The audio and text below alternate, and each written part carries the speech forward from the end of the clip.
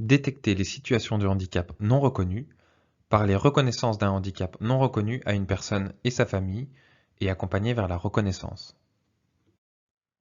Il arrive que des apprentis qui intègrent le CFA rencontrent des problématiques de santé, mais ne les fassent pas connaître pour différentes raisons. Soit parce que les apprentis ou leur famille ne souhaitent pas évoquer leurs difficultés, soit parce qu'ils ne savent pas que la reconnaissance de leur situation de handicap peut leur permettre de bénéficier d'un accompagnement adapté, ou bien parce qu'ils ne se reconnaissent pas comme étant en situation de handicap et peuvent être dans le déni. Un constat renforcé par le fait que 80% des handicaps sont invisibles et se répartissent sur plusieurs familles, qui les rendent difficiles à repérer. Pour l'ensemble de ces raisons, il peut être délicat de détecter les situations de handicap non reconnues par la MDPH. Cependant, il est essentiel d'y être attentif et à partir d'un faisceau d'indices, il est possible de les mettre à jour. Le repérage des difficultés liées à une situation de handicap constitue la clé d'entrée pour déployer un accompagnement sur mesure et adapté aux besoins de l'apprenti. Dans cette démarche, les indices suivants peuvent vous être utiles pour repérer une difficulté rencontrée par un apprenti. La scolarité a nécessité la mise en place de modalités de compensation ou des outils ou des accompagnements spécifiques. Le CV de l'apprenti présente des interruptions professionnelles fréquentes et ou prolongées. Son parcours scolaire présente des particularités. La personne exprime son handicap ou présente un handicap manifeste. L'apprenti manifeste un comportement inhabituel, une difficulté à s'exprimer ou rencontre des difficultés de communication ou d'expression.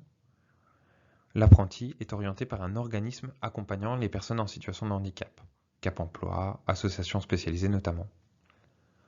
Ces différents signes peuvent vous amener à penser que la personne peut être en situation de handicap, ce qui vous permet d'engager un dialogue adapté. Il vous faut toutefois avoir à l'esprit que la personne en situation de handicap n'a aucune obligation d'indiquer la nature de son handicap. Si elle le fait, c'est un signe de confiance. Dans ce cas, il vous sera nécessaire de veiller à respecter la confidentialité des informations communiquées. En tant que référent handicap ou développeur de l'apprentissage, vous êtes amené à communiquer avec les apprentis et leurs familles au sujet de la reconnaissance de la qualité de travailleur handicapé. Mais il est également nécessaire de sensibiliser les personnels du CFA pour qu'ils restent en éveil et puissent eux aussi faciliter la détection et encourager la reconnaissance. Les canaux de communication sont un bon moyen pour informer sur le rôle du référent handicap et sur les bénéfices de faire connaître et reconnaître une situation de handicap. En ce sens, tous peuvent être mobilisés. Le site internet du CFA, les brochures, le dossier d'inscription, le livret d'accueil, des posters affichés dans le CFA, des dépliants distribués lors de journées portes ouvertes ou d'un forum, etc. Enfin, n'hésitez pas à communiquer sur ces sujets au cours d'entretiens et d'échanges que vous pourrez avoir avec les personnes.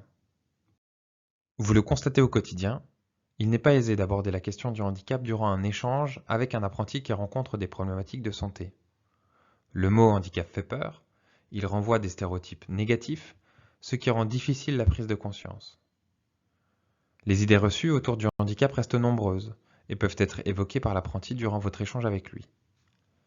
Voici quelques stéréotypes récurrents et les arguments que vous pouvez mobiliser pour les surmonter. Je ne me considère pas comme handicapé. Vous pouvez indiquer à l'apprenti qu'il ne s'agit pas d'accepter d'être un individu handicapé, mais bien de reconnaître que les problèmes de santé peuvent le gêner dans le cadre précis du travail ou de la formation. Face à cette situation, des outils et des aides existent et peuvent donner à l'apprenti les moyens d'agir pour limiter une situation de handicap. Cela améliore aussi la qualité de vie durant la formation et au travail. Ma maladie est provisoire, je n'ai pas besoin d'aide. Vous pouvez rappeler à votre interlocuteur que la reconnaissance de la qualité de travailleur handicapé, les RQTH, n'est pas figée dans le temps et que celle-ci est temporaire, le temps de bénéficier de mesures adaptées. Je n'ai pas envie d'en parler, ça ne vous regarde pas. Vous pouvez préciser à l'apprenti qu'il ne s'agit pas d'aborder des questions de santé, mais uniquement les incidences de son handicap sur la formation et son bon déroulement au CFA et en entreprise. De plus, vous pouvez le rassurer en l'informant de l'obligation de confidentialité du CFA et le fait que seule la personne décide d'en parler ou non à son entourage. Je n'ai pas envie que tout le monde soit au courant de mon problème. La RQTH est un document personnel et confidentiel. C'est l'apprenti qui choisit d'en faire part, s'il le souhaite, à son employeur actuel ou futur. De même, la hiérarchie et les collègues n'ont pas à être informés de cette situation, sauf si l'apprenti, en accord avec l'employeur, souhaite communiquer sur ce sujet, notamment pour que son handicap soit mieux pris en compte. Je n'en tirerai aucun avantage financier. Ou encore, qu'est-ce que ça va m'apporter à moi? Vous pouvez parler de l'engagement de l'entreprise en faveur de l'emploi des personnes en situation de handicap, du rôle de la mission handicap et des aides et mesures dont la personne peut bénéficier grâce à sa RQTH. Si j'ai une reconnaissance de la qualité de travailleur handicapé, on va me retirer mon permis, refuser de m'assurer pour un prêt bancaire ou augmenter ma cotisation de mutuelle. La RQTH et les éléments du dossier sont confidentiels. Seul l'apprenti et la MDPH en ont connaissance. L'évaluation du handicap pour la RQTH n'est valable que dans le cadre de la scolarité et du travail, elle ne l'est pas pour la vie privée. Dans le cadre d'un prêt bancaire, seul le questionnaire de santé est à renseigner. Il n'est pas demandé à la personne de signaler qu'elle est titulaire d'une reconnaissance de la qualité de travailleur handicapé. Si j'ai une RQTH, on va me changer de poste. L'accès à l'emploi sera difficile. La RQTH est une aide pour trouver des solutions d'aménagement, si possible sur le poste envisagé ou occupé durant la formation par l'apprenti. Le handicap ne limite pas la compétence professionnelle. En me déclarant, les entreprises auront peur de me recruter. Au contraire, l'entreprise a une obligation d'emploi de travailleurs handicapés et est engagée pour favoriser leur maintien en emploi. L'employeur ne peut pas licencier un salarié du fait de son handicap, mais seulement si, suite à un avis d'inaptitude émis par la médecine du travail, aucune solution d'aménagement ou de reclassement n'est possible sur un autre poste dans l'entreprise. La RQTH permettra au contraire d'œuvrer pour trouver des moyens de compensation du handicap, afin de préserver son emploi et sa santé. Lorsque le handicap semble avoir un avis négatif sur le parcours de l'apprenti et perturbe l'activité scolaire, professionnelle ou personnelle, certains aménagements peuvent se révéler bénéfiques. Pour les obtenir, vous pouvez orienter votre apprenti vers la Maison départementale des personnes handicapées, la MDPH, afin qu'il engage des démarches et sollicite une reconnaissance de la qualité de travailleur handicapé, la RQTH. La RQTH est menée à l'initiative de la personne handicapée, qui remplit un dossier unique. Elle offre de multiples possibilités de compensation du handicap.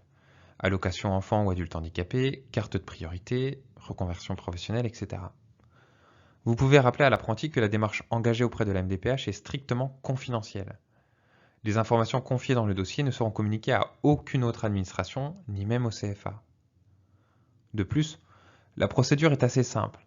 Il suffit de renseigner un formulaire et de l'envoyer à la MDPH, en joignant différents documents en fonction de la situation de votre apprenti. À noter que la procédure peut toutefois être relativement longue. Elle peut durer parfois entre 3 et 6 mois. L'obtention de la RQTH ouvre de nombreux droits permettant de sécuriser le parcours de l'apprenti durant toute sa formation. Elle permet entre autres de bénéficier d'outils de compensation durant la formation, d'obtenir des aménagements professionnels durant la période de stage, au travers par exemple des aides de la GFIP pour les entreprises de droit privé, les aides du FIPHFP pour les employeurs publics, ou encore les aides de l'OETH pour les établissements privés à but non lucratif du secteur sanitaire, social et médico-social qui y sont affiliés. Mais aussi de bénéficier d'aides financières, d'un aménagement des conditions d'examen, tiers-temps, aide humaine par exemple, de disposer d'un aménagement du contrat d'apprentissage, au travers par exemple d'un déplafonnement de l'âge maximum, et enfin, de faciliter l'insertion professionnelle, en particulier dans la fonction publique, au travers d'un recrutement contractuel spécifique à l'issue de ses études, ou au travers d'un concours aménagé. En conclusion, repérer les situations de handicap non communiquées n'est pas toujours chose aisée, mais des indices existent et pourront vous aider à détecter les situations de handicap. Toutefois, il appartient à l'apprenti de décider de communiquer ou non autour de sa situation. Parler du handicap n'est pas toujours simple, et de nombreux préjugés, craintes peuvent dissuader les apprentis de faire connaître leur situation. Il est important de rassurer et de déconstruire les idées reçues ensemble. Enfin, la reconnaissance de la qualité de travailleur handicapé donne accès à des droits. En faire valoir les bénéfices dans le déploiement d'aides adaptées et la sécurisation des parcours peut être un bon moyen d'inciter les apprentis en situation de handicap à entamer une démarche de reconnaissance. Pour aller plus loin, nous vous invitons à consulter le centre de ressources numériques de la RHF et les autres sources d'informations mises à votre disposition en dessous de cette vidéo.